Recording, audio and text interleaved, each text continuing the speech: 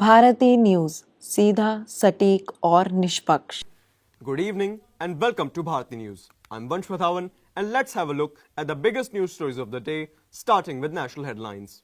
The high-profile Kolkata doctor rape and murder case concluded after City Court sentenced Sanjay Roy, the accused, to life imprisonment till death on Monday. Roy was convicted of the rape and murder of an on-duty doctor at the state-run Arjikar Medical College and Hospital on Saturday. However, the case is likely to move to the higher courts depending on the two parties' next move. Roy was held guilty of the crime committed against the postgraduate trainee doctor at the hospital on August 9 last year, which sparked off unprecedented and prolonged nationwide protests led by doctors. Though the court did not give a death sentence to the accused, the protesting doctors and the victim's parents demanded a capital punishment for Roy, who brutally killed the victim after raping her on the premises of the hospital. In India, capital punishment is given in only the rarest of the rare cases. The death sentence are also criticized by a quarter of population, citing humanitarian grounds. Notwithstanding, there were some occasions in the Indian history of Indian judiciary in which the judges pronounced the death penalty for the accused. Supreme Court stays proceeding in defamation case against Rahul Gandhi over remarks against Amit Shah. Earlier, Rahul Gandhi sought to quash the ongoing defamation proceedings in the lower court over controversial statement he made against then BJP President Amit Shah in 2019. During one of his public speeches in Chaibasa before the 2019 Lok Sabha elections, Rahul Gandhi had allegedly referred to Shah as a murderer. A bench of Justice Vikram Nath and Sandeep Mehta issued a notice to the Jharkhand government and the BJP leader while seeking their response on Rahul Gandhi's appeal. Gandhi, however, has challenged the Jharkhand High Court order which rejected his petition to quash proceedings against him in a trial court in connection with the complaint. During the hearing of the matter, Rahul Gandhi's lawyer Abhishek Manu Singhvi said that if you're not the affected party, then you cannot file a lawsuit.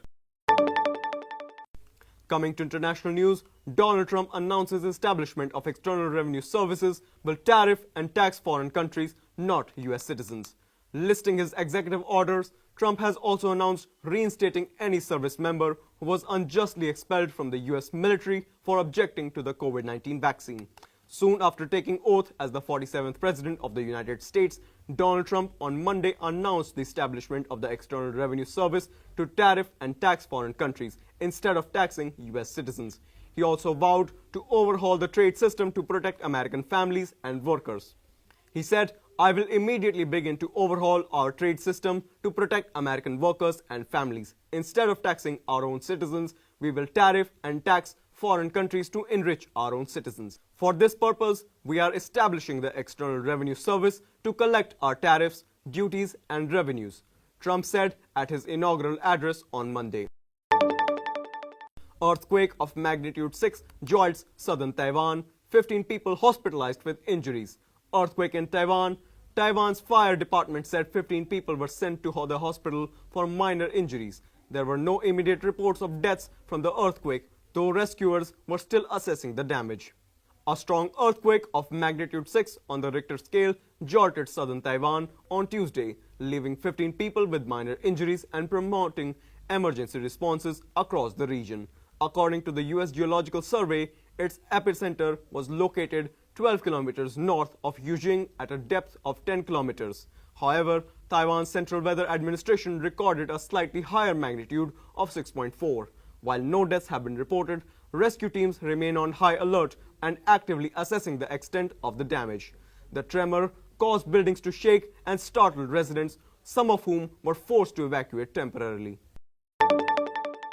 Coming to sports news, Virat Kohli set to play in Ranji Trophy in 13 years, making himself available for Delhi's game versus Railways. Virat Kohli last played a Ranji Trophy match against Uttar Pradesh back in 2012. He's now set to play in the premier domestic tournament after more than 12 years. Kohli has made himself available for Delhi's game against Railways. In a major development, Indian star Virat Kohli has made himself available for Delhi's Ranji Trophy clash against Railways beginning on January 30th. Kohli is set to play his first Ranji Trophy game in 13 years after last featuring in 2012. As per a report in PTI, Kohli has communicated his availability to the DDCA He could not make it to Delhi squad for the 6th round clash against Saurashtra starting January 2023 due to a neck sprain. However, he is now available for the last group game against Railways, is now set to step on the field in the Ranji Trophy for the first time since 2012. If you have that hunger, you will always fight back. Mohammad Shami, eager for India's return. Mohammad Shami is set to play for India after more than a year. He was on the mend due to an ankle injury that he picked up during the ODI World Cup 2023. Shami is eager to make his India return in the T20I series against England.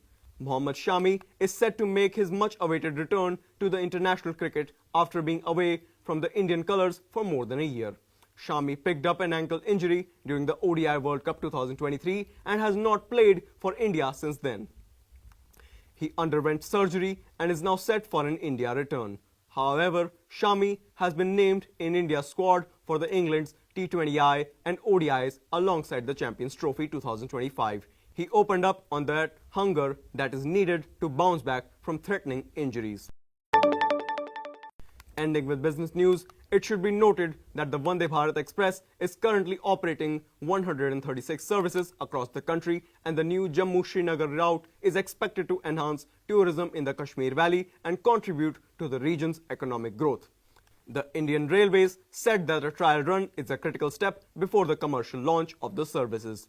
That just before the final launch of the Vande Bharat Express train, the operation of the new Vande Bharat Express train will be maintained by Northern Railways Jammu Division, and the trial run of the train will help assess various technical aspects of the train's performance on the challenging train of the region. So that concludes our news bulletins for today. Thank you for joining us. Stay tuned to Bharati News for continuous coverage and more updates. Wishing you a good evening and a great night ahead. Thank you.